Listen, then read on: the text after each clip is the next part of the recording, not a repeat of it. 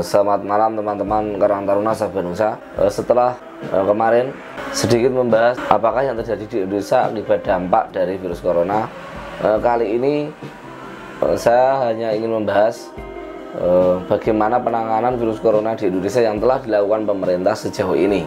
Ada opsi-opsi yang sebenarnya bisa diambil pemerintah Indonesia terkait dalam penanganan virus corona ini. Yang pertama adalah lockdown dengan cara menutup akses keluar dan masuk negara Indonesia, kemudian juga menghentikan semua kegiatan yang dilakukan oleh masyarakat Indonesia. Jadi semua warga Indonesia harus berdiam diri di rumah selama waktu berlangsungnya lockdown. Lockdown ini telah diterapkan di beberapa negara seperti Italia dan Spanyol yang sudah menerapkan sistem lockdown ini. Kemudian juga Filipina juga menerapkan sistem lockdown ini. Sejauh ini Italia menjadi negara yang terdampak paling parah dari virus corona tersebut. Bahkan jumlah kematian ini melebihi jumlah kematian yang terjadi di Cina. Ini yang luar biasa. Jadi gini, menurut saya pribadi, pemerintah harus berpikir ulang jika akan melakukan lockdown. Yang pertama, misalnya kita di lockdown sampai 2 minggu 14 hari sesuai masa inkubasi virus corona, walaupun akhir-akhir ini ternyata masa inkubasi 14 hari itu belum menjadi panduan yang final. Kemarin sudah ditemukan hari ke-21 itu masih terinfeksi salah seorang warga dari Amerika Serikat. Artinya pemerintah tidak semudah itu untuk melakukan lockdown. Karena apa?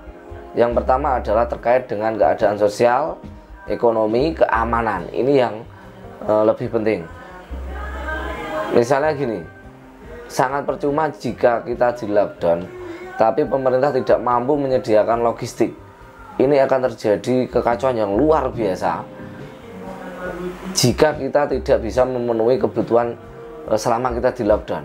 Jadi sebelum di lockdown, pemerintah harus bisa menyiapkan logistik selama kita di lockdown, mungkin 2 minggu atau 1 bulan. Dan ini yang sulit dilakukan oleh pemerintah Indonesia. Yang satu terkait jumlah penduduk yang begitu luar biasa. Yang kedua adalah kemampuan negara Indonesia sendiri. Ya, kita tahu sendiri negara kita hutangnya juga banyak. Yang ketiga, fasilitas kesehatan yang masih kurang mumpuni. Artinya sama juga bohong, ketika kita di lockdown tapi fasilitas kesehatan masih kurang, kita sama saja bunuh diri. Terkait dengan keamanan, apakah kita bisa menjamin ketika lockdown setiap orang mau berdiam diri di rumah? Jika terjadi pelanggaran misalnya, tetap jalan-jalan, tetap melaksanakan kegiatan di luar, apa konsekuensinya? Apakah dari pihak kepolisian maupun TNI akan tegas melakukan penindakan atau seperti apa? Belum lagi jika terjadi kekurangan logistik, tentu keamanan akan menjadi sesuatu yang mengerikan. Bagaimana terjadi penjarahan di toko-toko atau di supermarket dan sebagainya. Kemudian terkait dengan kebiasaan dan budaya kita ketahui bersama bahwa kita sebagai masyarakat Indonesia ini sering serawung, sering kumpul, sering nongkrong, sering kongko, sering melakukan aktivitas di luar. Ini tentu sangat susah jika diberlakukan lockdown. Kemudian yang terakhir adalah aspek ekonomi yang memungkinkan untuk Indonesia tidak mungkin melakukan lockdown. Karena apa? Karena banyak dari masyarakat Indonesia yang sejauh ini masih mengandalkan upah harian. Misalnya seperti driver ojol, kemudian pedagang di pasar, belum lagi kerja serabutan yang dilakukan oleh masyarakat Indonesia. Karena struktural pekerjaan di Indonesia ini tidak seperti di negara-negara maju yang lebih profesional dan lebih tertata. Beda dengan Italia dan Spanyol. Sedikit bercerita, mereka mampu melakukan lockdown karena banyak dari penduduk negara mereka itu yang mempunyai yang pertama jaminan sosial, kemudian mereka juga punya asuransi dan pendapatan mereka itu besar. Artinya jika mereka tidak melakukan apa-apa selama 2 minggu atau 30 hari, mereka akan baik-baik saja. Berbeda dengan kita, ini saja belum dilakukan lockdown, banyak dari pedagang-pedagang di pasar maupun pedagang yang lain, eceran, kelontong dan sebagainya, ini sudah terdampak. Bagaimana pendapatan mereka sudah mulai turun akibat banyak dari masyarakat yang enggan keluar rumah atau mengurangi aktivitasnya di luar. Jadi pemerintah harus berpikir ulang jika akan melakukan lockdown. Kemudian opsi apa yang bisa diambil pemerintah kalau tidak di lockdown?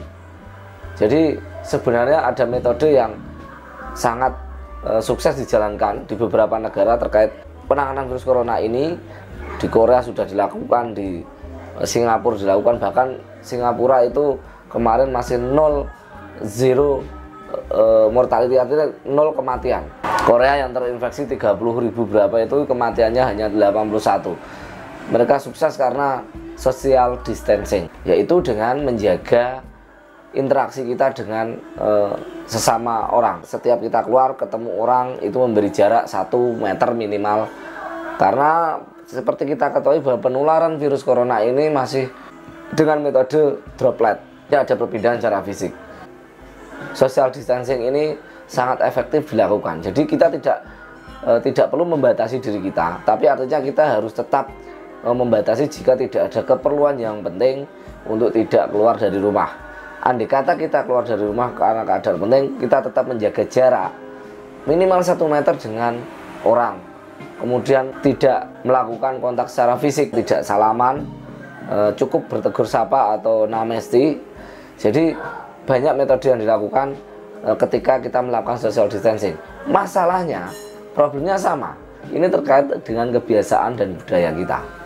Apakah kita mampu melakukan social distancing? Karena selama ini kita selalu diajarkan ketika ketemu orang kita harus saling menyapa, bersalaman, terus bertatap muka ketika melakukan pembicaraan. Jadi ini kembali lagi terkait dengan masalah kebiasaan dan budaya kita.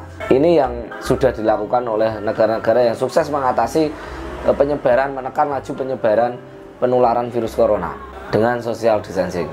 Walaupun kita tahu sendiri social distancing ini sangat susah dilakukan di Indonesia, terkait tadi kebiasaan dan budaya.